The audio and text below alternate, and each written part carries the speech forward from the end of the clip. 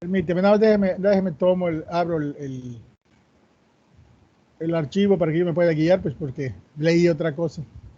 Ok, doctor. Equipo 2. Espérenme, tantitito.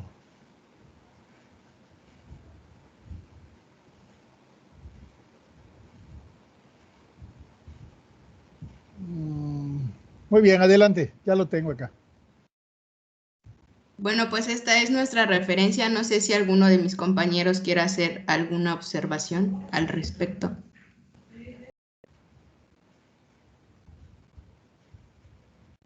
A ver, entonces nada más vamos a pedirle a una persona.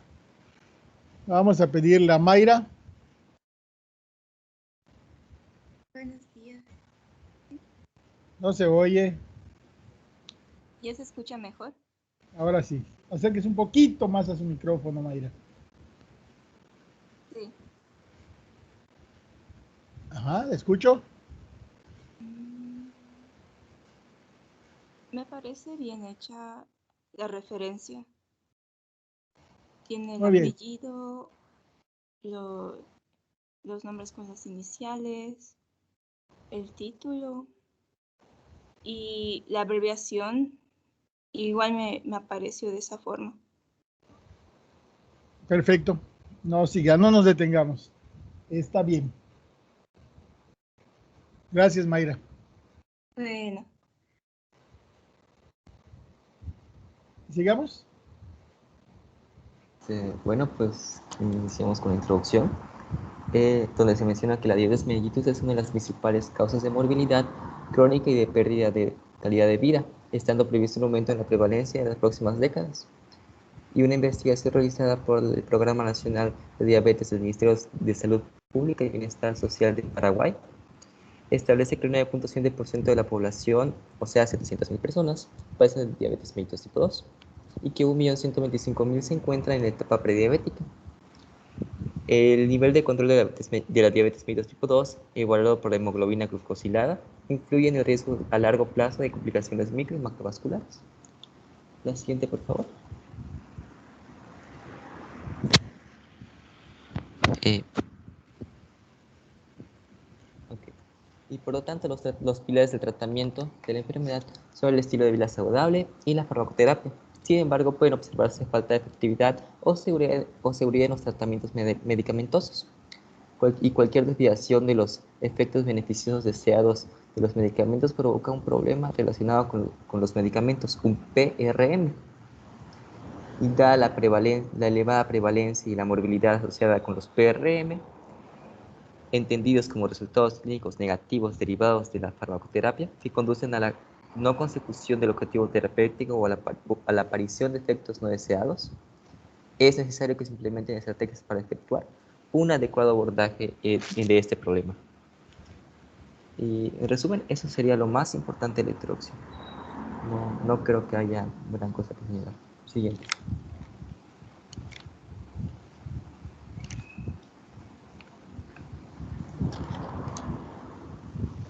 Bueno, el objetivo del estudio fue evaluar el impacto de intervenciones farmacéuticas en pacientes con diabetes mellitus tipo 2 que acuden al PND en el Centro de Salud número 9.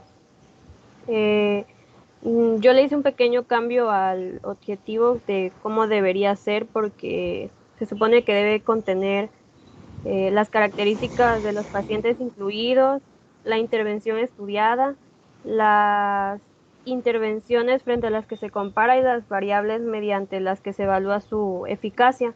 Entonces quedó así: evaluar mediante el análisis de parámetros clínicos el impacto de un programa de atención farmacéutica en comparación con el servicio farmacéutico tradicional en pacientes mayores de 20 años de edad con diagnóstico de diabetes mellitus tipo 2 que acuden al PND en el Centro de Salud número 9.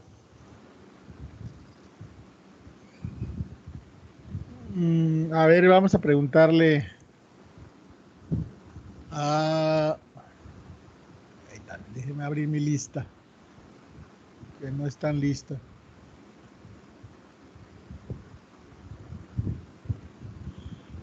A ver, Frida. ¿Qué opinas de esto? Sí, ¿Qué opinas de las dos? Ahí está el objetivo del estudio y ahí está el objetivo que extendieron sus compañeros. ¿Cuáles son? doctor, yo fui la que hablé. Ay, no me diga. Sí, Pero, usted está en el equipo 1. sí. Está el número 27 de la lista. ¿Qué No, pasó ya? estoy en el equipo número 2. 2. Ay, me jugó una mala pasada esto. A ver, Paula. También está en equipo 2. Uy, Eduardo. Me hace falta mi coach. Eduardo, Sí, a ver, ¿qué opinas de eso? Bueno, vamos a olvidar el del trabajo, porque ese, bueno, pues ahí se pusieron. pues yo creo que está bien como lo dijo Frida, porque así pues nos deja en claro que exactamente qué es lo que busca comparar y cómo lo hace. A ver, dice evaluar mediante el análisis de parámetros. El análisis de parámetros, ¿qué es? Vamos a hablar de variables, Eduardo. En el estudio, las variables que compararon era la glucemia, la hemoglobina glucosilada y la calidad de vida. Perfecto, ¿esas qué variables son?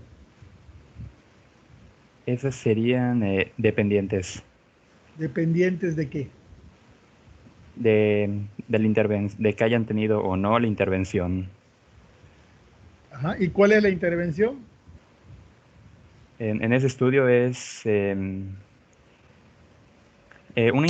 intervención farmacéutica. Bueno, todavía no nos han dicho cuál es la intervención.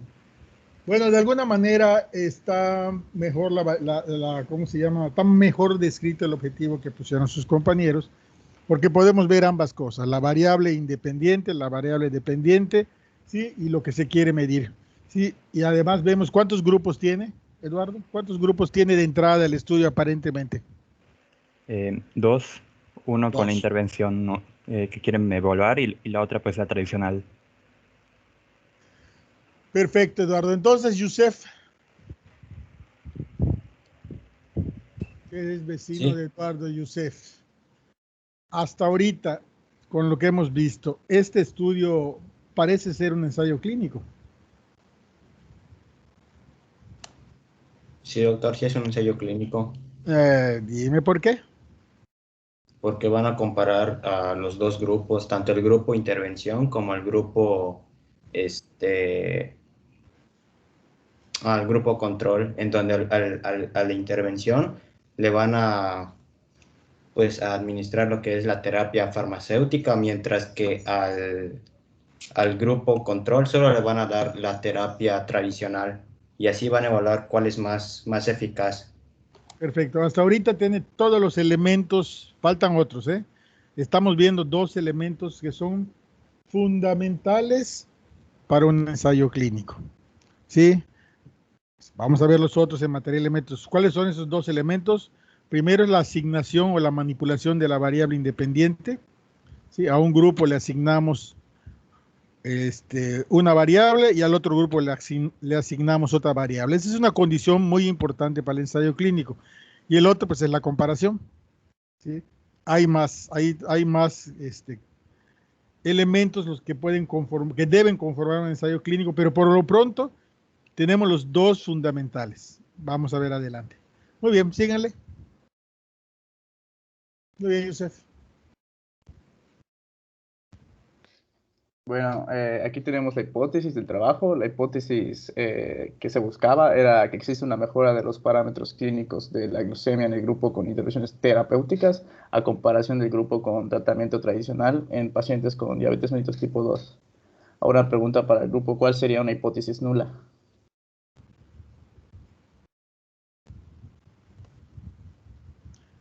A ver, vamos a ver, pero está bien la pregunta de ustedes, pero se las voy a cambiar un poco. A ver, Luis Ángel.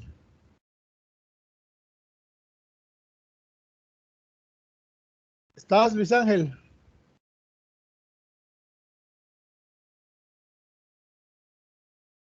Luis Ángel, por lo menos dime presente. ¿Estás?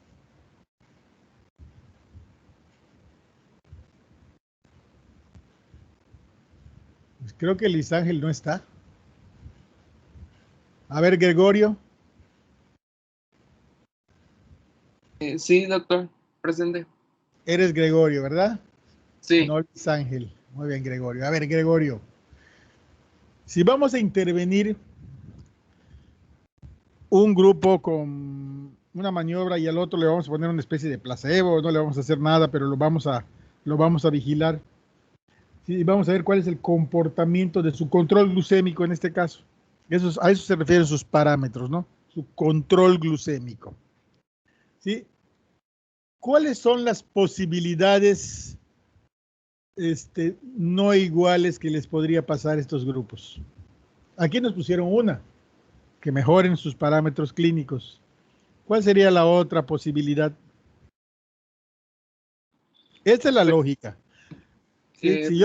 Si yo le doy tratamiento a alguien, obviamente se lo quiero dar porque quiero que mejore. Esa es mi hipótesis lógica. Pero vamos a ver cuál sería otra hipótesis alterna. Pues yo pensaría en que no haya ningún cambio significativo o al menos que se queden igual. A ver, hipótesis alterna. Aquí, ahorita me acabas de decir, ¿qué hipótesis me acabas de decir? Que no haya ningún cambio entre los grupos. Es una hipótesis nula, ¿no? Exactamente. O sea, la hipótesis de no diferencia, o sea, no hay diferencia en el control metabólico entre el tratamiento A y el tratamiento B, que es la pregunta que hizo tu compañero, ¿sí? La de no diferencias. Si tú le das un tratamiento a un grupo y al otro le das un placebo o le das otro tratamiento y el control glucémico es igual, ¿sí? Tú piensas no piensas. Para construir una hipótesis de nulidad, tú dices, no hay diferencia en el control glucémico entre el grupo del tratamiento A respecto al grupo del tratamiento B. Esa es una hipótesis de nulidad, ¿sí? Que cualquiera de las dos cosas que le des va a hacer que el paciente continúe exactamente igual entre ellos. No quiere decir que no haya cambios, quiere decir que no hay diferencia entre ellos. ¿De acuerdo? Ya respondiste la pregunta que hicieron tus compañeros. Pero si sí hay diferencias, que son las hipótesis alternas, ¿sí? Si sí hay diferencias, aquí nos pusieron uno de tus compañeros, que la diferencia sea en favor del grupo del tratamiento A. ¿Cuál sería la otra posibilidad? Pues que mediante las intervenciones terapéuticas empeoren los parámetros, o son lo contrario. Exactamente, o sea, que la diferencia sea en favor del grupo B. ¿Estamos? Lo estoy poniendo con letras para que lo entiendan. Entonces, la hipótesis de nulidad es que A es igual a B. O sea, el tratamiento A y el tratamiento B son iguales. ¿Sí? Eso no quiere decir que no se modifiquen los parámetros, pero se modifican por igual. ¿Sí? Ya sea con el tratamiento A o con el tratamiento B. Esa es la hipótesis de nulidad. En las hipótesis alternas, ¿sí? Una posibilidad es que A sea mejor que B. ¿Sí? Y otra posibilidad es que B sea mejor que A. ¿Sí? No puede haber otras posibilidades. ¿Sí? O A es mejor que B, o B es mejor que A, o son iguales. No hay más. ¿Sí? Si yo pongo A es mejor que B o B es mejor que A, entonces empiezo a hablar de las colas, de a qué colas le estoy jugando. ¿Sí? A la cola del lado derecho de la curva, a la cola del lado izquierdo. Eso es importante solo para la interpretación cuando yo aplique mi hipótesis inferencial y yo concluya si es significativo o no significativo. ¿Sí? ¿De acuerdo? Entonces, gracias, Gregorio. Quiero que me diga entonces quién sigue en la lista, que es, a ver, Moisés. Moisés. Sí, doctor. ¿Cómo construirías una hipótesis alterna donde incluyas las dos posibilidades que acabo de mencionar? Que A es mejor que B o B es mejor que A. ¿Cómo lo harías en una sola hipótesis? para que las dos posibilidades queden incluidas? Pues sería la tercera hipótesis alternativa, en donde el tratamiento A es diferente, o sea, causa diferencia entre el tratamiento B. No, porque ya me dijiste lo mismo, me estás poniendo la que está acá. Pero no se supone que, bueno, por un lado te vas Le tienes que quitar una palabrita. Lo que tú me acabas de decir, que A es mejor que B, es lo que está puesto acá. Si asumimos que A es el tratamiento, la intervención farmacéutica y B es el otro. Si A es mejor que B, es lo que me pusiste acá. Si B es mejor que A, es lo que te estoy diciendo yo. ¿Cómo le haríamos para que queden los dos en una sola hipótesis alterna? Pues, o sea, yo dije que existe diferencia. Ajá. ¿Entre el tratamiento A y el tratamiento B. Exacto. Entre ambos tratamientos. Ya está claro. Ya está claro. Fíjense nada más cómo lo acabas de decir. La hipótesis de igualdad es que A es igual a B. ¿Sí? Y la hipótesis alterna que incluye todas las posibilidades es que A y B son diferentes. No estoy diciendo quién es mejor, sino que son diferentes. Y al decir que son diferentes, ahí queda incluido las otras dos que yo dije. Entonces, aquí tenemos una hipótesis a una cola, porque A es mejor que B. Si digo que B es mejor que A, es una hipótesis a una cola, al otro lado de la cola de la curva. Y si digo que A y B son diferentes, pero no digo para dónde, ahí estoy incluyendo las dos posibilidades. Y eso es importante porque el punto de corte de rechazo de la prueba de hipótesis es lo que estamos modificando. A lo mejor es una cosa estadística que ahorita no tiene mucho sentido para ustedes, pero sí que lo es. ¿Sí? Muy bien. ¿Sí quedó claro?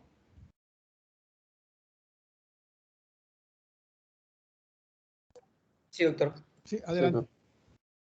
Bueno, pues mis compañeros respondieron bien. Siguiente. La hipótesis nula es: no existen diferencias entre las intervenciones terapéuticas y el tratamiento tradicional en pacientes con diabetes mellitus tipo 2.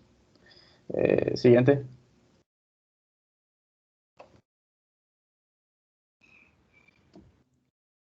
Bueno, ¿sí se escucha? Casi no. Súbele el volumen. O acércate un poquito más al micrófono. ¿Se escucha mejor o todavía? Un poquito mejor, pero todavía se oye muy, muy, muy bajito. Ahora ya se Ahora escucha ya. bien. Ándale, ahora sí. Bueno, vamos a hablar acerca de la metodología del estudio. Este fue un estudio de tipo ensayo clínico aleatorizado de intervención, prospectivo, controlado y con medición de variables antes y después de un periodo de 6 meses, que abarca de octubre del 2011 a junio del 2012. Este estudio se realizó en el Programa Nacional de Diabetes, situado en el Centro de Salud número 9. Se realizó un muestreo no probabilístico de conveniencia, en el cual fueron incluidos 64 pacientes que se distribuyeron de manera aleatorizada, 32 en cada grupo, 32 en la intervención y 32 en el grupo control. Y para mantener el anonimato, a cada uno se les asignó un código que fue la única identificación con la que se registraron los resultados. Acá podemos ver que se menciona que hubo una aleatorización para poder definir qué paciente iba a estar en cada grupo. Ernesto, no nos expliques. Okay. Tú dinos lo que hicieron y luego preguntamos respecto a algunas cosas, pero no expliques lo que hicieron. Okay. ¿Sí? Después preguntamos si estuvo bien o si estuvo mal. ¿De acuerdo? De acuerdo. Bueno, la decisión de establecer 64 pacientes fue con base a que en otros estudios, por otros autores, con base en su experiencia o sugerencia de farmacéuticos, se llegó a la conclusión de que un número razonable entre 10 a 20 sería bueno para que un estudio reflejara realmente los resultados. Y bueno, se utilizaron cuestionarios validados para ese estudio. De igual manera, el conocimiento de la patología, el conocimiento de los medicamentos, la calidad de vida de cada uno de los pacientes y la clasificación de los problemas de salud, problemas relacionados a los medicamentos propuestos por Strand. El equipo médico estuvo conformado por 3 profesionales. Las intervenciones farmacéuticas fueron realizadas por una sola farmacéutica a modo de garantizar el rigor y la homogeneidad para todos los pacientes. Y bueno, en este estudio se incluyeron pacientes mayores de 20 años de edad con diagnóstico de diabetes mellitus tipo 2, con una glicemia en ayunas mayor a 130 miligramos por decilitro, hemoglobina glucosilada mayor a 6.4%, registrados en un informe de análisis en sangre que tenía interés en participar dentro del programa y que firmaron el consentimiento informado para aceptar. Bueno, los pacientes del grupo intervenido tuvieron una entrevista mensual con la farmacéutica encargada del programa de atención farmacéutica durante los 6 meses que duró este estudio. Y se registraron periódicamente los avances y las recomendaciones entregadas a cada paciente. Por parte del grupo control, estos recibieron servicio farmacéutico tradicional, caracterizado por únicamente dispensar y proveer de información a requerimiento del paciente, sin seguir un seguimiento establecido. A ambos grupos se les midió tanto la glicemia como los niveles de hemoglobina glucosilada y la calidad de vida tanto al inicio como al final del periodo de estudio. Ambos grupos fueron evaluados por medio de entrevistas al cierre del programa y la comparación de los valores de glicemia y de hemoglobina glucosilada tanto antes como después del programa, además de otras variables recogidas en los formularios que fueron utilizadas para el seguimiento y asesoramiento de estos pacientes. Y bueno, en el grupo intervenido se completó un cuestionario acerca de la satisfacción con ese programa y el servicio que recibieron. Se realizaron carteles informativos del programa, acompañados de información en la que se indicaban factores de riesgo, relaciones con la diabetes mellitus, los hábitos de vida saludables y recomendaciones sobre el uso de esos medicamentos. De igual manera, se diseñaron planillas para el registro de los datos de cada paciente en cada una de las citas y cuestionarios de la medición de conocimiento acerca de su padecimiento y del conocimiento de los medicamentos que toman.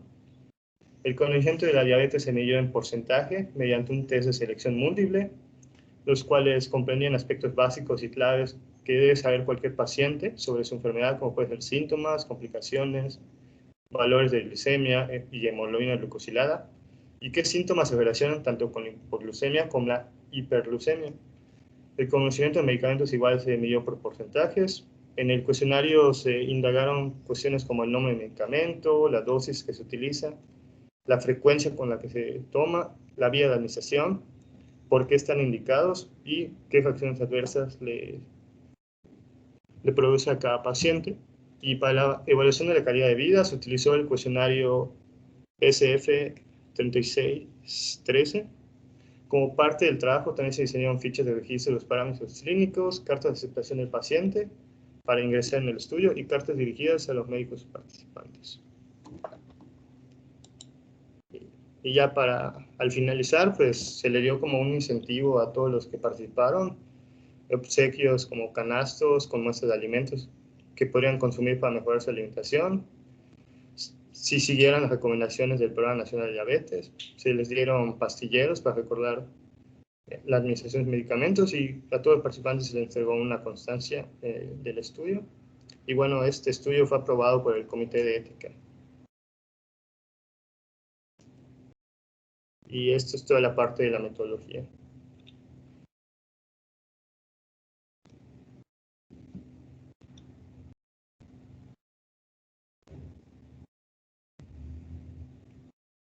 ¿No tienen preguntas?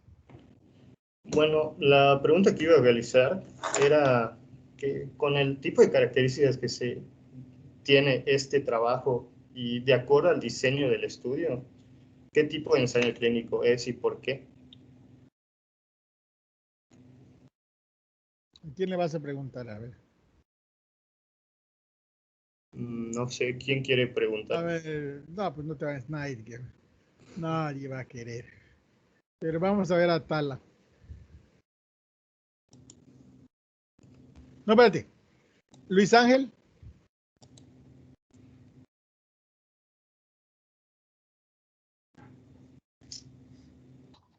Sí, doctor. ¿Sí está Luis Ángel? Sí. A ver la pregunta que hizo tu compañero. No entendí bien la pregunta. ¿Me la vuelves a repetir, por favor? Claro. Bueno, se mencionaron que este estudio tuvo ciertas características en la manera en que se dio toda la metodología. Y bueno, tomando en cuenta igual estas características y el diseño con el que se realizó el estudio, ¿qué tipo de ensayo clínico es? O sea, ¿cómo se clasificaría? Pues, o sea, era donde se selecciona la población por conveniencia, es no probabilístico. No sé si a eso se refiere. Sí, pero eso ya lo menciono dentro del estudio.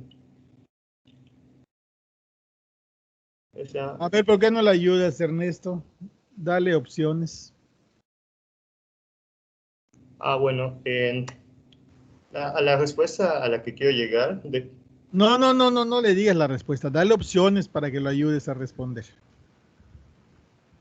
los ensayos clínicos se clasifican o se dividen de acuerdo a ciertas cosas, de acuerdo a su metodología, de acuerdo a su diseño y de acuerdo al tipo de ciego. Ajá, tú le estás preguntando respecto a qué tipo.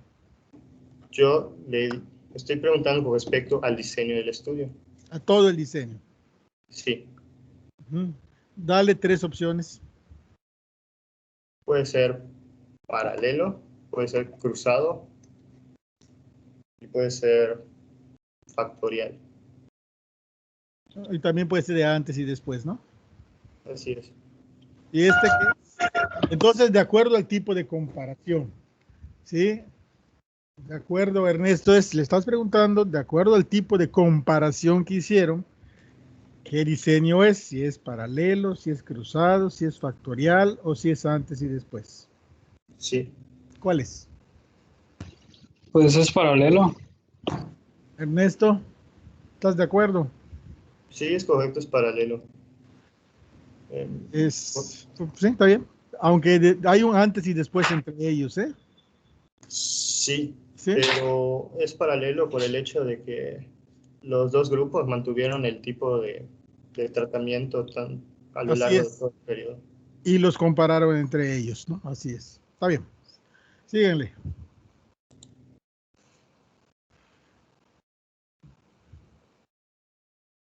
Bueno, pues en cuanto al análisis estadístico, pues se utiliza el paquete de SPS y la plantilla electrónica de Excel. Para poder medir la distribución de los datos, se utiliza la prueba de Shapiro-Wink. ¿Puedes pasar a la siguiente, por favor?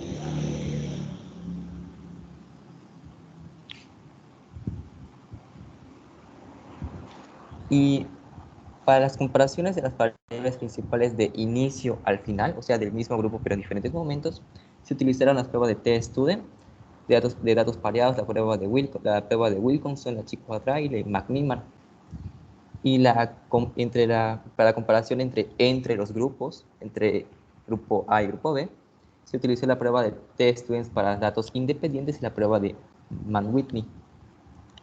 Los resultados se presentaron con media más o menos de la desviación estándar y porcentaje, ordenados en tablas y gráficas. El nivel de significancia estadística se fijó en 0.05.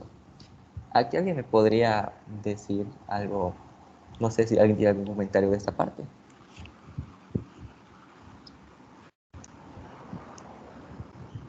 ¿Qué quieres que te digan de esa parte?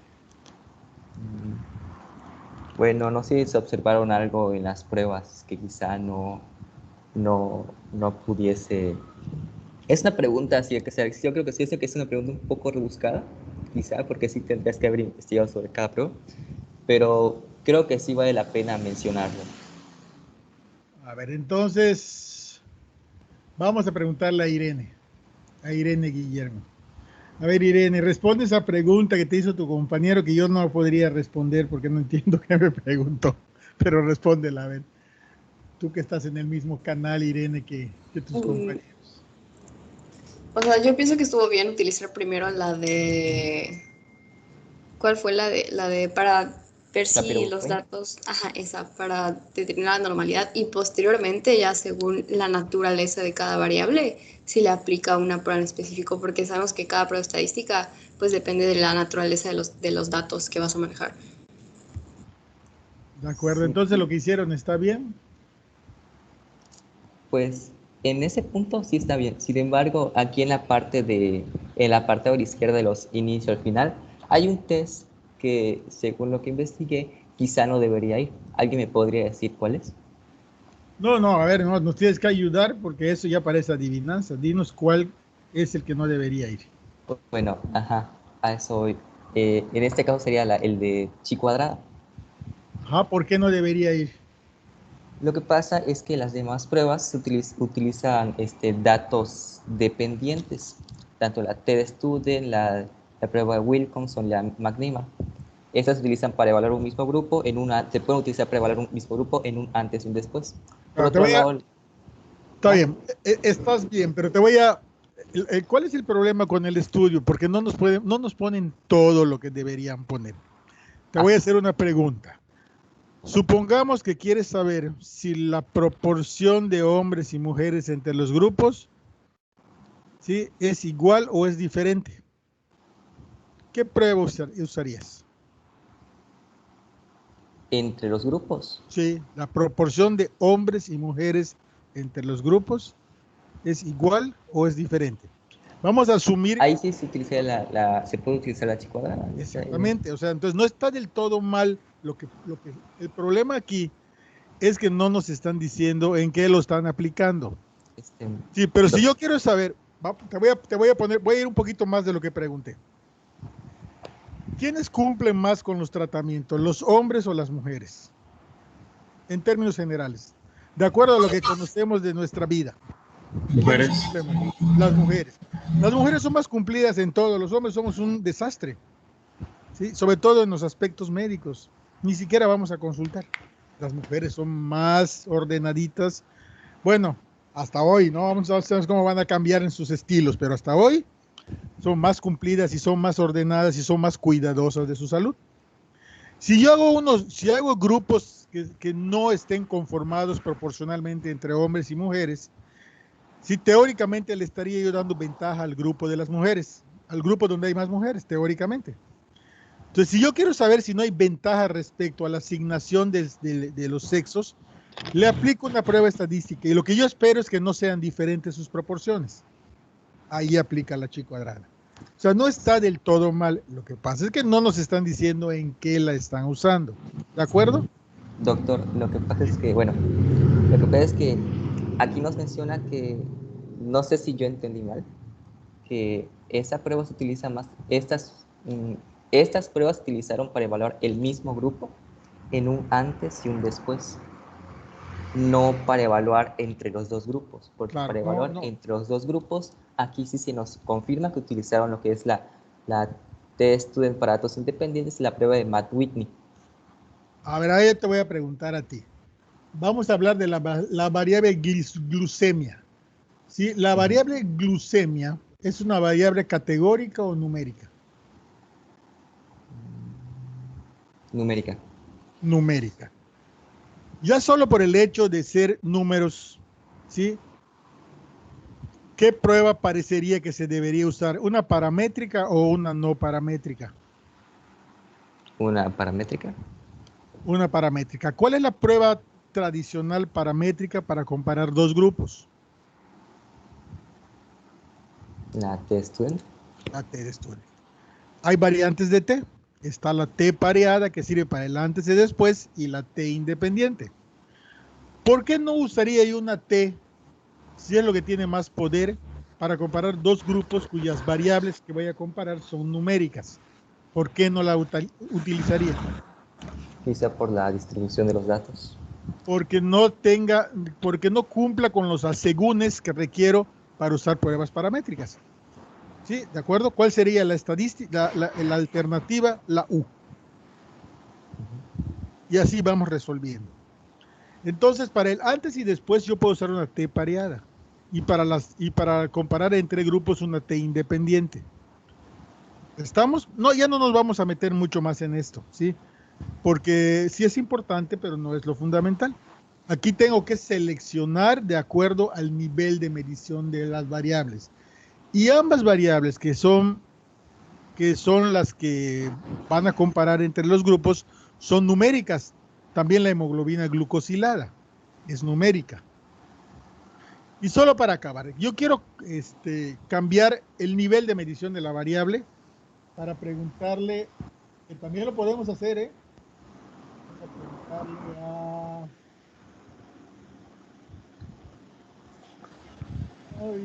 a Kelly. Kelly. Sí, doctor. A ver, Kelly. Pero no importa, No importa, que yo esté... no importa, Okay. no importa, Kelly, no importa. A ver, Kelly. Las dos variables numéricas que se están midiendo en el estudio, al final nos hablan del control, ¿verdad? Del control. Sí. Y hablamos de un buen control cuando la hemoglobina glucosilada está por lo menos en 6.5 o menos. O le podemos poner 6. Supongamos que ya no me interesa el promedio de la hemoglobina glucosilada, sino que me interesa la proporción de pacientes controlados en cada grupo. Y yo voy a definir controlado cuando su hemoglobina glucosilada es de 6 o menos. Si quiero comparar si hay diferencia entre la proporción de controlados entre cada grupo, ¿qué prueba utilizaría? ¿Una paramétrica o una no paramétrica? Paramétrica. ¿Por qué? Digo, no paramétrica. ¿Por qué? A ver, Kelly, le voy a ayudar un poquito. Ok. En este caso, la variable control glucémico, ¿es una variable categórica o es una variable numérica? Categórica. ¿Por qué es categórica? ¿Cómo puede ser esa variable control glucémico? ¿Cuáles son los valores que puede guardar?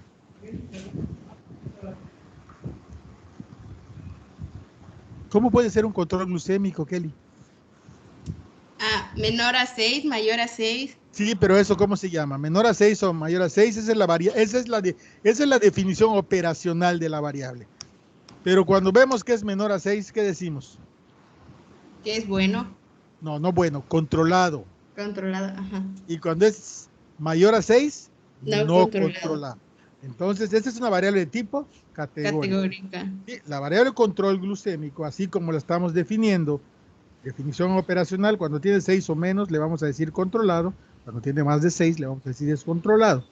Entonces, esa variable que era numérica inicialmente, la convertimos en nominal, en nombres, controlado y no controlado. Entonces, vamos a comparar la proporción de controlados y no controlados entre los dos grupos. Ahí, ¿qué estadísticos utilizaríamos? ¿Paramétrico o no paramétrico? No, paramétrico. No paramétrico. ¿Y cuál es la prueba que tradicionalmente utilizamos para comparar dos grupos? La T. No, porque esa es paramétrica. La chi. Chi cuadrada. Chi cuadrada, Kelly. Entonces, vean cómo estamos jugando con el estadístico de acuerdo a lo que queramos comparar. Y eso es muy importante. Sigamos. Ya no nos vamos a detener acá. Entonces, todo lo que nos pusieron ellos puede estar bien en un momento dado, dependiendo de dónde lo hayan aplicado. Desde luego que si aplicaron T para comparar promedios de glucemia y de hemoglobina glucosilada, pues no sería correcto. Pero no creo que hayan hecho eso. Adelante.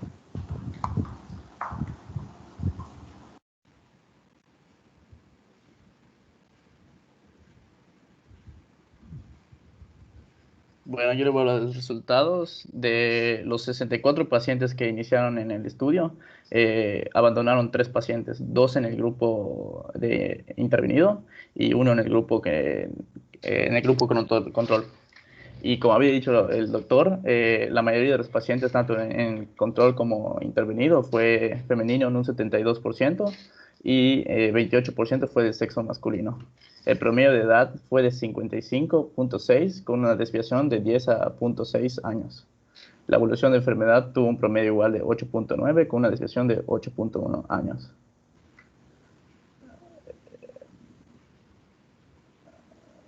Bueno, aquí está la tabla de los parámetros clínicos antes y después, tanto en el grupo control como en el intervenido. Y se tuvo que el valor promedio de la glicemia descendió en un 35% en el grupo intervenido, así como la hemoglobina glucosilada disminuyó 1.9, mientras que el grupo control, los valores promedios de ambos parámetros experimentaron un aumento. Al inicio del estudio, ningún paciente presentaba hemoglobina glucosilada menor o igual que 6.5%. Al término del estudio, 15 pacientes lograron disminuir a dicho valor y 9 pacientes registraron valores entre 6.6% y 7.5%, que es un parámetro aceptado dentro del control clínico por el Programa Nacional de Diabetes. En cuanto a la calidad de vida, el grupo intervenido se observó un aumento significativo de la misma, comparando los valores al inicio respecto al final.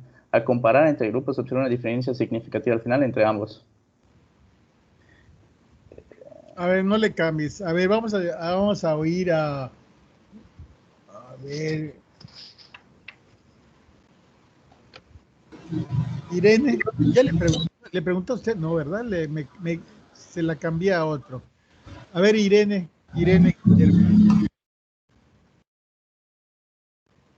¿Me escucha, Irene? Sí, doctor. A ver, Irene. Vamos a centrarnos el foco en la tabla que nos tienen puesto. ¿Sí? En la parte superior de la tabla dice grupo control. ¿Sí? ¿Estamos? Sí. Grupo control, luego dice intervenido y luego dice control e intervención. ¿Cuántos tipos de comparaciones hicieron según esa tabla? 3. A ver, veamos, explíqueme de la glicemia cuáles son esos 3 tipos de comparaciones. Pues en el grupo control, el antes y después. Perfecto. En el intervenido, el antes y después. Deténgase, ahí está bien, ya sé que me lo va a decir. Entre el grupo control hay un antes y un después, ¿sí? Antes tenían 202 y después tenían 211. ¿Estamos? Y ahí hay una P.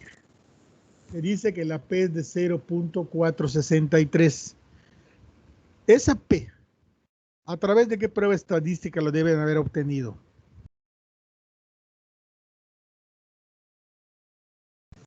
De T pareada. T pareada. No me acuerdo que hayan dicho que usaron la T pareada. Sí, al final el valor probablemente no sea tan diferente si usamos T independiente. Pero puede ser que por unos números se rechace o no la hipótesis de nulidad. ¿Qué concluimos cuando vemos ese antes y después y ese valor de P, Irene? ¿Cuál es la conclusión? Que no tiene significancia estadística. Que no tiene significancia estadística. A ver, lo primero es, ¿numéricamente son iguales o son diferentes? Antes y después. La P. No. Diferentes. ¿Por qué? Sí, diferentes. ¿Será que 10 miligramos por decilitro sea una diferencia que valga la pena? Ahí ya hay que interpretar, ¿no?, los resultados. Sí, así estamos interpretando, exactamente. Si son diferentes, la diferencia clínicamente es muy poquita, ¿no? Pero la estadística, ¿qué nos dice? ¿Que son diferentes o son iguales? Ahí está el valor de P. Que son iguales, que son iguales. Sí, que las diferencias que estamos viendo probablemente sean por el azar. Y que si repetimos y repetimos y repetimos, vamos a caer en alguno de esos valores, ¿sí? Lo que quiere decir que en realidad no pasó nada en ese grupo de antes y después, ¿sí? Esa sería la primera cosa que podemos decir. Nos vamos a la siguiente. Ahí está el grupo de tratamiento. ¿Qué puede decirnos respecto al grupo de tratamiento? Entre el antes y después. Que hay una diferencia. Hay una diferencia en sus promedios. ¿Y la estadística? Igual. Entonces, ¿qué podríamos decir? Hasta aquí. Si solo tuviéramos un solo grupo, ese grupo, ¿qué podríamos decir respecto al tratamiento que usaron? ¿Que sirve o que no sirve? Que sirve. Parece ser que sirve, ¿verdad? O sea que en realidad no necesitaban dos grupos. Pero bueno, el resultado entre los dos grupos le da fortaleza al valor. Cuando comparan los dos grupos, entonces, que es las últimas dos columnas,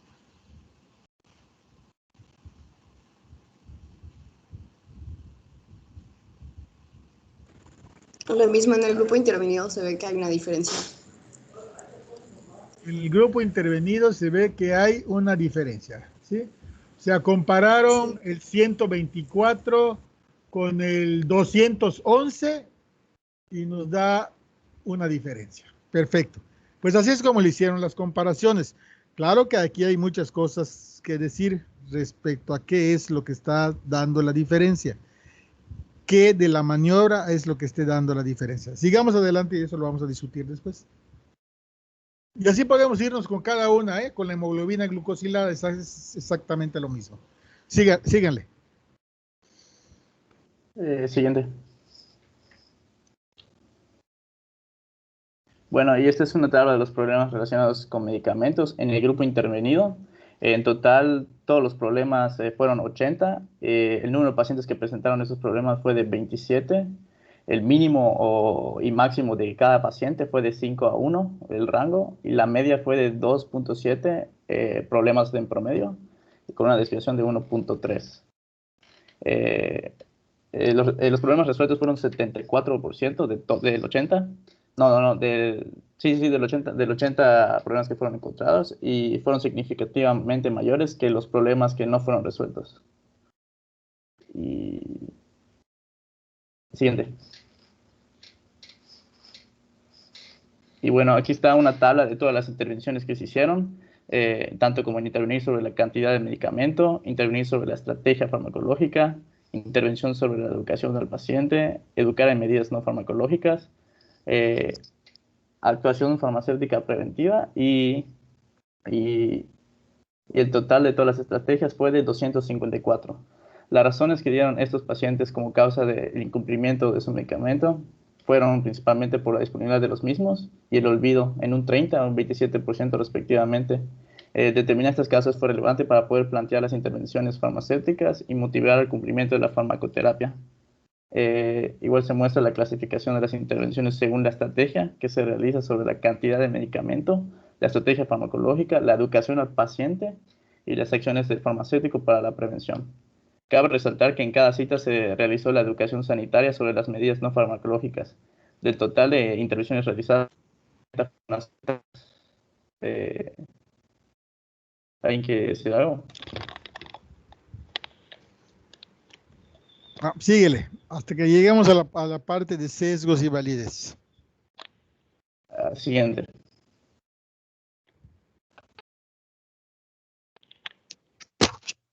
Bueno, doctor, sí, ¿decimos la discusión o quiere ya pasarse a sesgos? No, sígale con la discusión. Ok. Bueno, pues para la discusión elegimos cosas como que las más importantes o las que consideramos más apropiadas. Y una de estas fue lo que dice aquí, que ellos ponen en la discusión que la asignación aleatoria generó un balance adecuado de la distribución de los pacientes y asegura la ausencia de diferencias entre los dos grupos, intervenido y control, en las variables de interés del estudio y especialmente en los valores basales del estudio. Y pues la pregunta que íbamos a hacer al grupo era que si realmente es suficiente la asignación aleatoria para afirmar que una distribución es igual entre los dos grupos.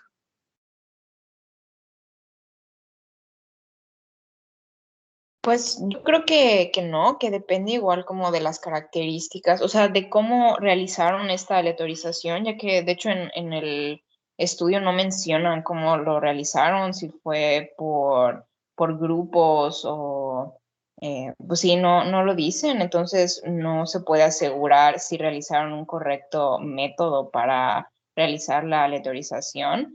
Pero mencionan igual después que hubo una distribución pues bastante balanceada entre sexo y edad y el tiempo de progreso de la enfermedad. Entonces pues creo que no sé cómo hayan hecho la aleatorización, pero pues al parecer sí fue balanceado. A ver, entonces la aleatorización sirve para eso, para que los grupos no vayan a quedar. El objeto de la aleatorización es que el investigador no vaya de una manera intencionada dar ventajas o desventajas a uno de los grupos. ¿Estamos? Esa es la, ¿cómo se llama?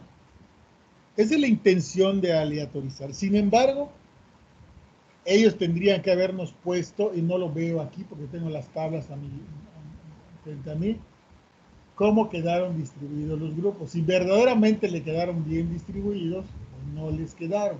No veo esa tabla. No veo que nos la hayan puesto.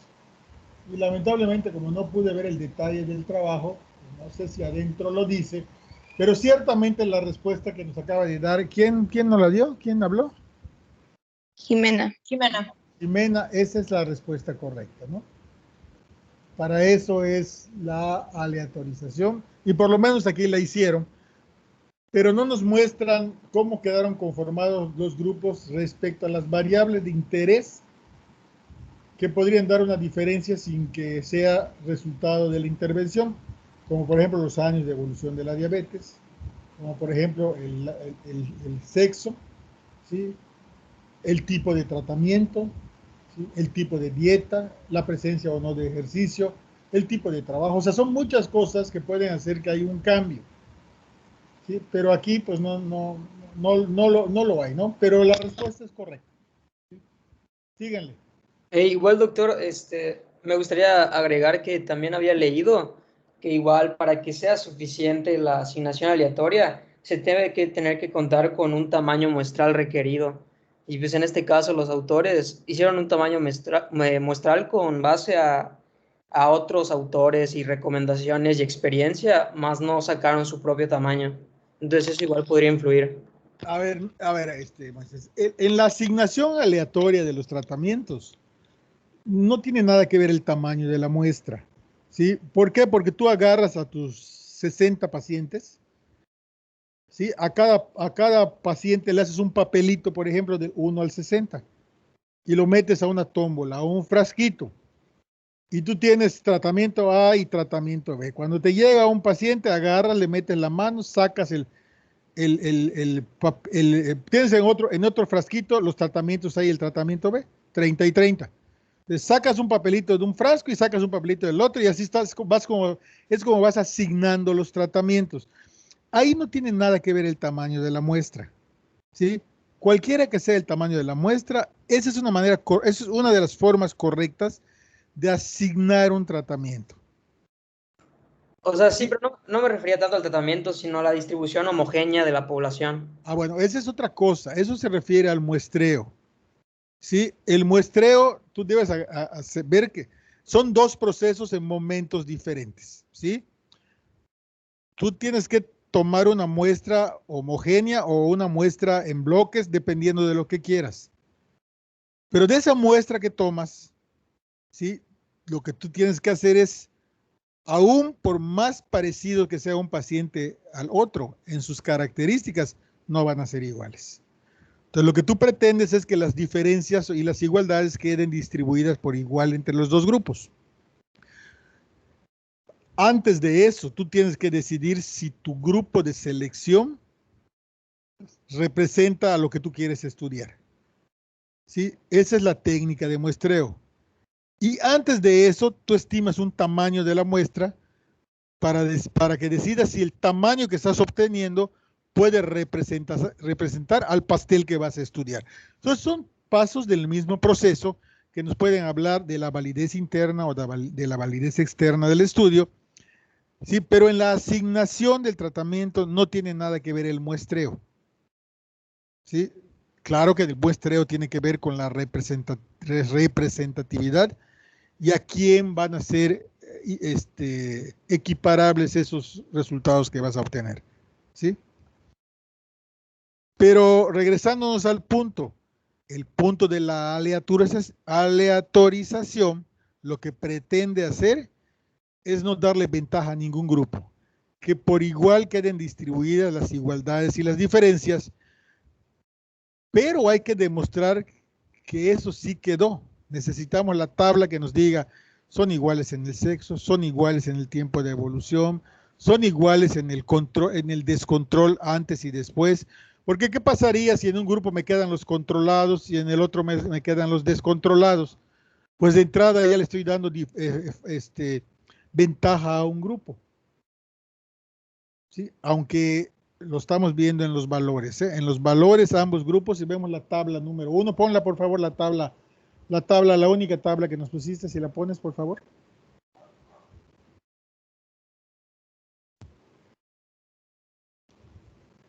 Ponos la tabla. La otra. Ah, ya. Miren, si vemos al inicio, en la glucemia, el promedio de glucosa en el grupo de control es de 202 contra 189. ¿Sí? Pero la P inicial no es significativa, son 0.712. Por lo menos en el descontrol o en la cifra de glucemia están iguales. Y si nos vamos a la hemoglobina glucosilada, al inicio, la hemoglobina glucosilada del grupo control era de 8.6 y la del grupo de intervención era del 8.5, un punto porcentual de diferencia, con una P de 0.772. O sea, no eran diferentes. O sea, por lo menos en esa variable de cuánto tenían de hemoglobina glucosilada y cuánto tenían de glucosa, independientemente de los tratamientos, de como comieran o como hicieran ejercicio, parecería que hiciera lo que hicieran, estaban igual de descontrolados. Entonces eso es un punto muy importante que nos habla de que por lo menos parecería que respecto a su control glucémico no había diferencias, ¿sí? Entonces es lo que estamos, lo que pretendemos hacer con la aleatorización, de que nos queden así sin que estemos nosotros manipulando los grupos. Muy bien, sigamos.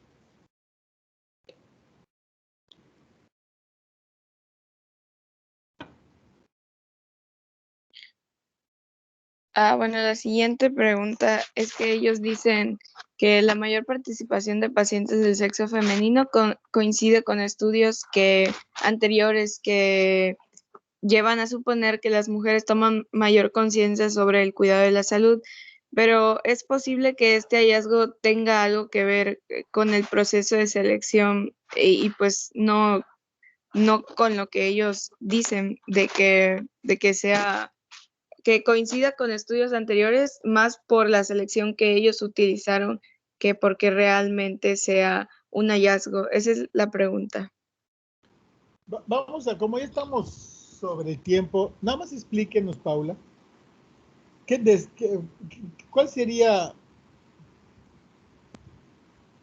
la pega en que hayan quedado más mujeres? ¿Cuál sería el problema? Lo que pasa es que como no son, o sea, no quedan bien distribuidos los grupos y el muestreo tuvo más mujeres, más participantes mujeres que hombres, y eso puede hacer que la muestra no sea representativa. Y como ofrecieron, creo que igual... A ver, Paula, más que no sea representativa, no sea aplicable a la población. ¿A cuál? A todos los pacientes. No. Si el estudio fue en mujeres, ¿a quién no sería aplicable? No, el estudio, o sea, el estudio nada más lo estoy exagerando, Paula, para que lo entiendas. Sí, ya, a los hombres, a pacientes hombres. Exactamente. ¿Por qué? Porque, como ya lo comenté al principio, las mujeres son más cuidadosas, hasta el día de hoy lo han demostrado, cumplen más, ¿sí? Atienden más a la clase, se apegan más a lo que se les dice. Entonces, este resultado obtenido en las mujeres, ¿quién sabe si aplique para los hombres que son más desastrosos? Esa es la pega. Ahora, el que hayan quedado más mujeres, ¿pudo haber sido culpa de los autores o no lo pudo ser? No lo podemos saber.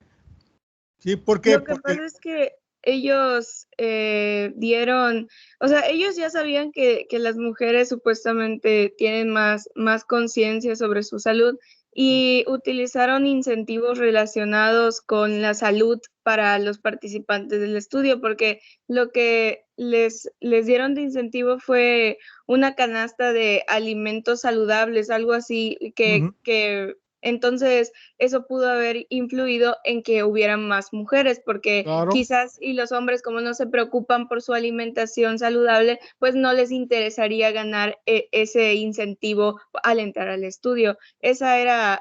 Como que hacia eso iba la pregunta, que sí pudo haber sido un error de los autores en el proceso de selección, porque utilizaron un incentivo que favorecía a que las mujeres entraran al estudio. Sin duda, ahorita lo conversamos Pero nosotros. se los dieron después, ¿no? Pero se los prometieron antes, ¿no? Sí. Pues sí, aunque se los den después. Es como cuando con las votaciones, ¿eh? No voy a hablar mucho de política, pero las promesas vienen antes, después quién sabe qué te den. ¿Sí? Si el incentivo hubiese sido una botella de whisky, a lo mejor ahora hubiese estado el grupo mejor conformado, o a lo mejor hubiesen sido malos varones, ¿no? Pero a lo que voy es que, amén de que ellos tuvieron una muestra desbalanceada respecto a los sexos, el problema aquí sería la inferencia hacia quién aplicaríamos los resultados. Ahí estaría el problema. Que cualquiera que sea el resultado, cuando vemos una diferencia en género, en sexo, que puede dar una diferencia en cómo se lleva el tratamiento, entonces ya el resultado no lo podemos aplicar así a ciegas a los varones. Esa sería la pega en realidad.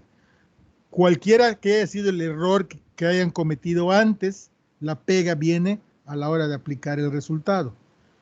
Ahora también podría ser que no haya sido un error, que sean más las mujeres diabéticas que los hombres y que no haya la suficiente cantidad de hombres para equilibrar los grupos. Eso también es otra cosa que puede pasar.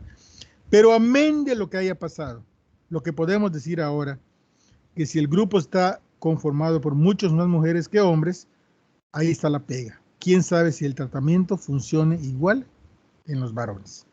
Bueno, sigamos. Vámonos rápido, a ver si terminamos ya en 10, 15 minutos. Bueno, lo siguiente dice que los parámetros clínicos del grupo intervenido mejoraron significativamente en el transcurso del estudio, alcanzando niveles que muestran buen control confirmado con la prueba estadística. Y luego dice que el conocimiento de los pacientes sobre la enfermedad mejoró 41% y el conocimiento sobre sus medicamentos mejoró en un 53%. Pues la pregunta era que si esto se considera efecto del tratamiento o de un mayor seguimiento al grupo de intervención.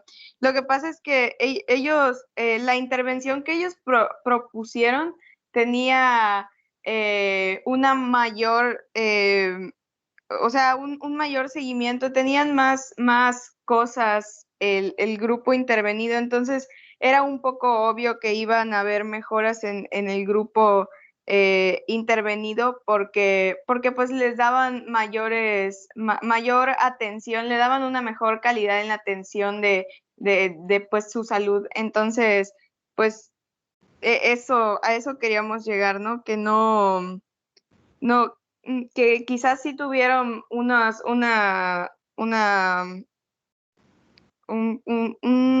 diferencia significativa, pero realmente creemos que fue más porque el estudio estaba diseñado para que hubiera esa diferencia, porque toda la intervención fue exactamente para que todas las variables estuvieran mayores o mejores en el grupo de intervención que en el control.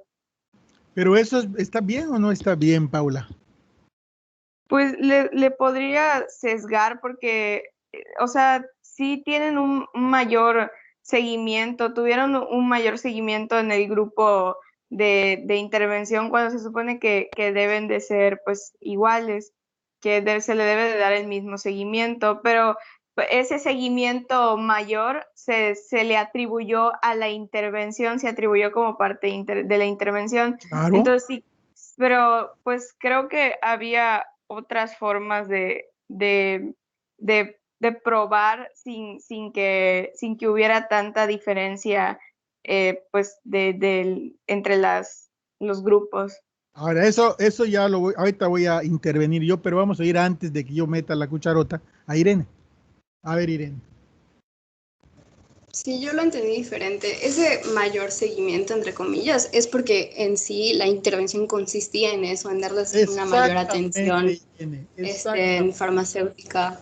Yo creo que podría estar sesgado en el sentido de que no nos especifican qué tipo de ciego fue. O sea, si los grupos sabían de la existencia entre sí, por ejemplo, yo estaría en el grupo control, ¿no? Si sé que hay un grupo al que le van a dar más atención y así, yo psicológicamente me puedo preparar y pensar, bueno, pues yo no voy a mejorar en mi enfermedad porque a ellos les están dando más atención. Ahí ya podría estar sesgado por lo que es el enmascaramiento, pero en sí la intervención era esa mayor atención. Exactamente. Lo que estos quieren demostrar es que es mejor ponerle un policía al paciente que lo eduque y que lo vigile, a solo darle sus medicamentos y que haga lo que quiera.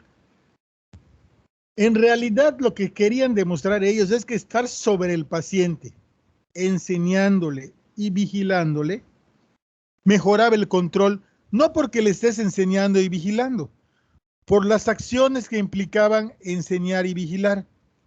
Por ejemplo, les voy a poner un ejemplo muy feo para ustedes, ¿sí?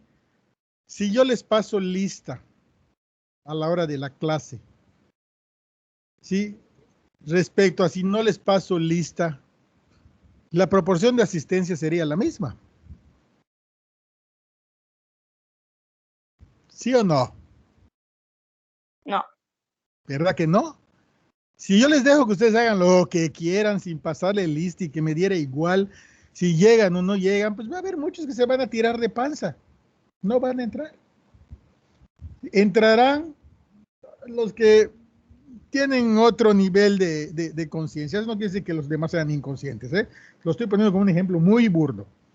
¿Sí? Entonces lo que quieren demostrar, lo que querían sí demostrar estos del estudio es que un programa educativo donde te vayan enseñando todo lo que debes de hacer y lo que no debes de hacer, pero además que vigilen si tomas o no tomas tus medicamentos, pues mejora la adherencia al tratamiento, cambia los estilos de vida porque te sientes vigilados y al final eso impacta en el resultado. Entonces ahí no hay ningún sesgo. Sí, nos están diciendo, oye, haz algo por tu paciente más que recetarle y darle sus pastillas. Mira que vigilarlos, educarlos y supervisarlos tiene un resultado aún con el mismo tratamiento. Entonces ahí no hay ningún sesgo. Probablemente lo que nos dijo Irene es que el grupo pudiera estar contaminado si se supiera qué es lo que hace un grupo respecto al otro. Podría haber una contaminación de resultados. Pero eso no deja de señalarnos que es algo que, desde el punto de vista lógico, parecería que funcionaría. Pero a veces no siempre así es así. Les pongo un ejemplo. El ejemplo del Diabetims. El Diabetims del IMSS es un programa muy parecido a este. Pero ¿qué ha pasado con el Diabetims? Que después de salir de su curso del Diabetims se van al puesto de cochinita de enfrente. O sea, no ha servido, a pesar de que por lógica parecería que pudiera servir, ¿no? Entonces, no todo lo que parece que pudiera servir funciona. En este caso, nos están demostrando que esa intervención, que no es más que una educación, vigilancia y seguimiento, mejora con todas las cosas que debe hacer el diabético para que mejore su control glucémico. ¿Sí? Muy bien, vamos a continuar.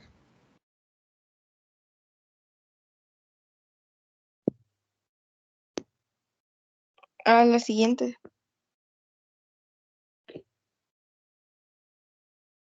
Ellos igual dicen que estudios demuestran que la aplicación de programas educativos en pacientes afectados por enfermedades crónicas contribuye a reducir las complicaciones y igual dice que han demostrado su rentabilidad, pero la intervención que los autores proponen realmente se consideraría rentable pues en nuestro país, o al menos lo que pasa es que ellos no solamente, ahí en su discusión ellos solo dicen sobre los programas educativos, pero la intervención que ellos manejaron no solo fue el programa educativo, sino también incluyeron la parte de las intervenciones farmacológicas, de que cada mes tenían cita con la farmacéutica y si tenían problemas con algún medicamento se lo cambiaban, le hacían modificaciones al tratamiento.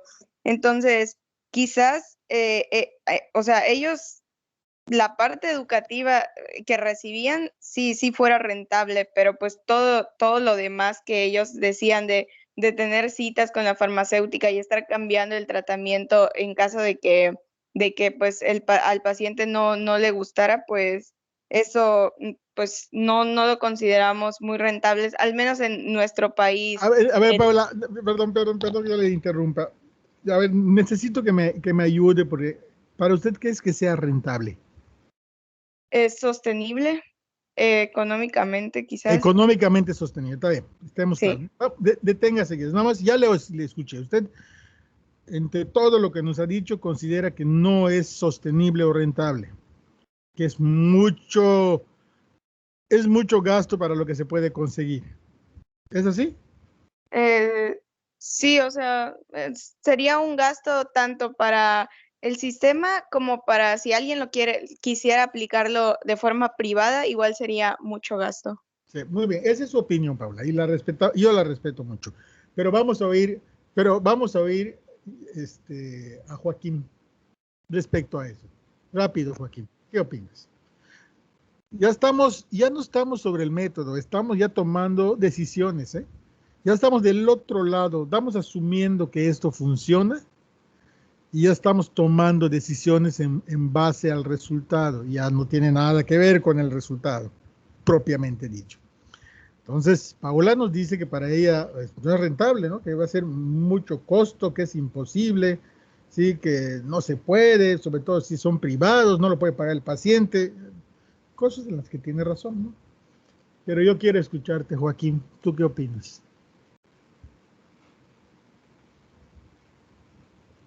Joaquín Jesús. Sí, doctor. ¿Me escucha? Sí. Bueno, pues desde mi punto de vista, pues sí es rentable porque no pagan a los asesores. Bueno, ya para acabar con este asunto de Bueno, Milton, ¿qué quieres decir? Buen día. Sí, para mí sí es rentable por el hecho que si haces un contraste con qué pasaría si no se hace. Y en este caso, por las consecuencias o la terapéutica de tercer nivel, que sería ya amputaciones de miembros. Exactamente. Aparte, el impacto humano, ¿no? De que pues... Exactamente, Joaquín. A ver, Paula, todo el horror que estamos viviendo ahorita en nuestro país se debe a que no sea considerado así como lo considera usted, que educar, seguir y vigilar y propiciar que tomen su tratamiento no es rentable. Esa es una decisión que toman los administradores cuando compran dos medicamentos, el barato y el caro. Y compran el barato porque el caro pues, está muy caro, ¿no? Pero no se dan cuenta en los beneficios a mediano y largo plazo. Si esto funciona como dice, que funciona, y lo aplicamos, que parecería ser muy caro, se necesitaría de mucha fuerza de trabajo y de voluntad, al final sí sería rentable. ¿Por qué? Porque se nos están muriendo los pacientes de insuficiencia renal, de amputaciones, dejan de trabajar muy tempranamente, hay que mantenerlos, cada ingreso hospitalario cuesta un montón de lana. O sea, es una cosa que sí sería rentable. Lo que pasa es que no es fácil. Y lo que ha hecho nuestro país y muchos otros países es irnos por lo fácil. Aquí está tu receta, ¿sí? Es tu responsabilidad ir a surtírtela. Y una vez que la surtas, es tu responsabilidad decidir si la tomas o no la tomas. O sea, le dejamos la responsabilidad al paciente y ya vimos que eso no es suficiente. Entonces, claro que sería rentable. Sería mucho, muy rentable si se hiciera, aunque sería algo complicado implementarlo. Eso no existe la menor duda, ¿no? Entonces, una cosa es la rentabilidad y otra es la complejidad de la implementación, pero es algo que sí se puede hacer, ¿sí? Muy bien, vamos a terminar. Ya. Adelante. Presidente. Y otra cosa es que hubieron varios cuestionarios que solamente en la información que dan en resultados y en discusión no dicen de qué grupo es, y pues se asume que solo hicieron en el grupo de intervención. Entonces, ¿qué pasó con el grupo control? ¿Y dónde están las estadísticas sobre eso? Como que en la metodología no dicen a quiénes les aplicaron ciertos cuestionarios y luego en resultados y en discusión solamente dan los resultados de uno de los grupos. Entonces se asume que al otro grupo no se lo hicieron o pues no los reportaron, que tampoco estaría muy bien porque se supone que estamos haciendo comparaciones. Sígale, ya no vamos a detenernos acá. Sígale, hay mucho que discutir, pero ya no tenemos tiempo. Sígale.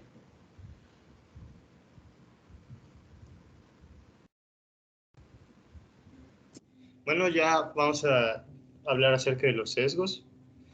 En el apartado de sesgos encontramos estos. El primero es el sesgo del observador. Decimos que existe este sesgo de acuerdo a que no se estableció un criterio de ciego, por lo que tanto los pacientes como los investigadores, evaluadores del estudio saben a qué paciente pertenece a cada grupo, y esto puede influir al momento de implementar los cuestionarios o las formas de medición y por consiguiente los resultados. Bien, aquí yo voy a intervenir para que no tardemos más. Mira, este sesgo del observador no es como tal, porque ¿cómo modificaría el resultado? No lo modifica, si precisamente lo que queremos.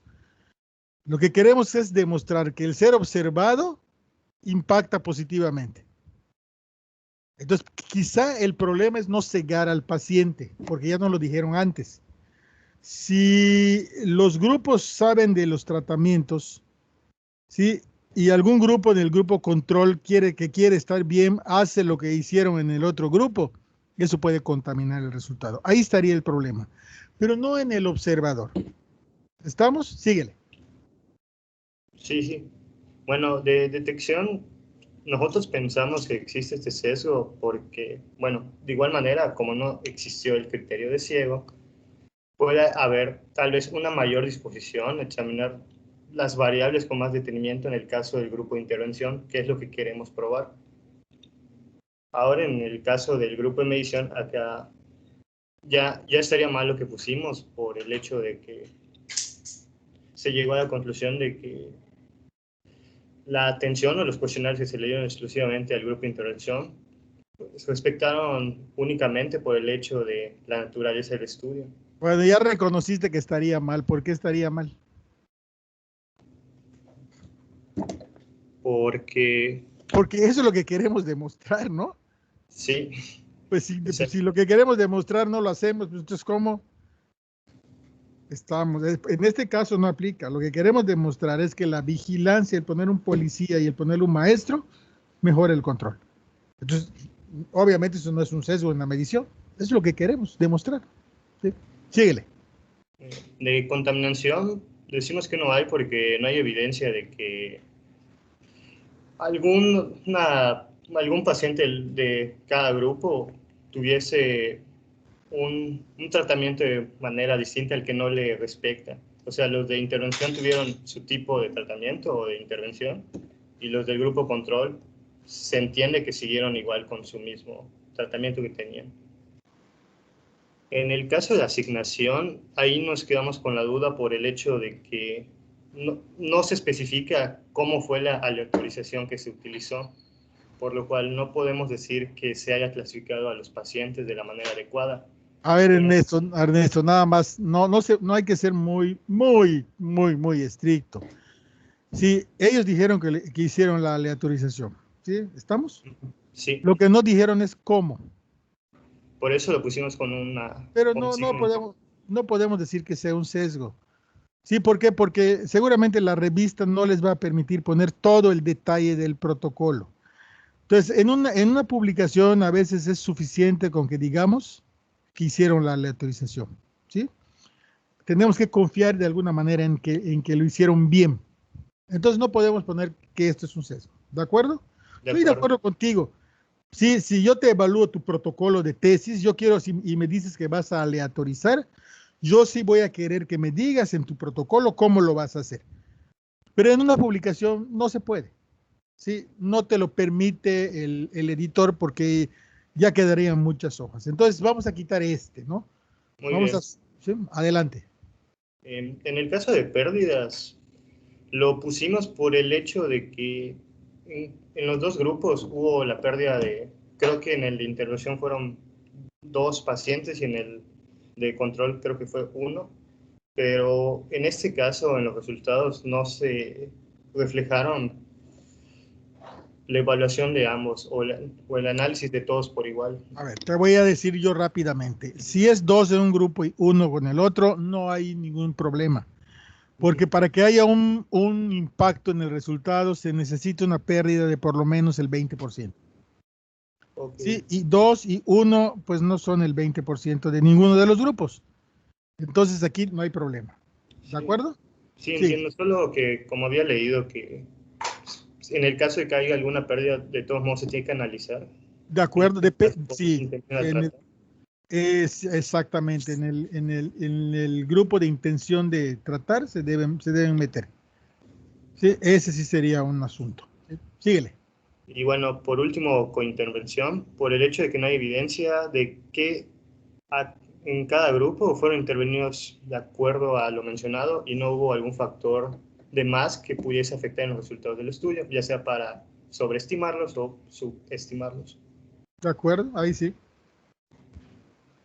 Y ya sería todo. No sé si mis compañeros tengan algo diferente. No, bueno, ya síguele, ya me va a tocar a mí revisarlo. Pues en cuestión de la validez se la damos porque fue aleatorizado, prospectivo y controlado. El grupo de estudio que se eligió fue por conveniencia y no de manera aleatoria, por lo que pensamos que le quita la validez externa. Y pues este punto de que no se les brindó el mismo seguimiento a los grupos, nosotros no lo habíamos entendido como lo mencionó Irene, ¿no? Entonces, por eso lo pusimos ahí. Eso no iría ahí, ¿no? Porque es lo que precisamente se pretende demostrar. Sí, ajá. Bueno, la población, para nosotros la población de estudio fue muy exacta para la metodología que se utilizó, pero también ya vimos que pues la metodología estuvo dentro de lo que cabe correcta. Los valores de glicemia y hemoglobina glucosilada de inicio al fin de la intervención fueron medidos, entonces nos va a servir como una referencia a la hora de analizar los resultados que se obtuvieron. Se realizó por un equipo médico y con una sola farmacéutica, y eso con el fin de garantizar el rigor y la homogeneidad para los pacientes. Se utilizaron los instrumentos adecuados para la medición, que fueron los cuestionarios y las pruebas de glicemia, y pues contó con la aprobación de un comité de ética para la seguridad de todos los pacientes. Muy bien, sígale, ya terminemos. ¿Ideas para mejorar? Bueno, entre las ideas para mejorar el estudio, propusimos que pues se evitara el uso de incentivos relacionados con el estudio para los participantes, que fue el de la canasta saludable. También definir mejor la estrategia terapéutica que intentan probar, porque como ya mencionamos, ellos hicieron una estrategia que no solo tenía un mayor pues seguimiento para el control, sino también la parte de educación. Entonces juntaron varias cosas, tanto la educativa como la farmacológica, como la de seguimiento. Entonces pues propusimos que definieran mejor que solo una de esas estrategias. También reevaluar la aplicabilidad y la relevancia clínica de los resultados, que si realmente pues les va a servir a ellos, que si van a poder aplicar la intervención que ellos buscan, que ellos estaban pues proponiendo que sí se va a poder aplicar en su entorno, o en el centro médico que ellos lo hicieron. Igual propusimos utilizar un método de enmascaramiento de doble ciego, ya que pues eso aumentaría la validez del estudio. Oye, pero eso, ¿cómo lo vamos a hacer? ¿Cómo vamos a enmascarar doble ciego? ¿No se puede?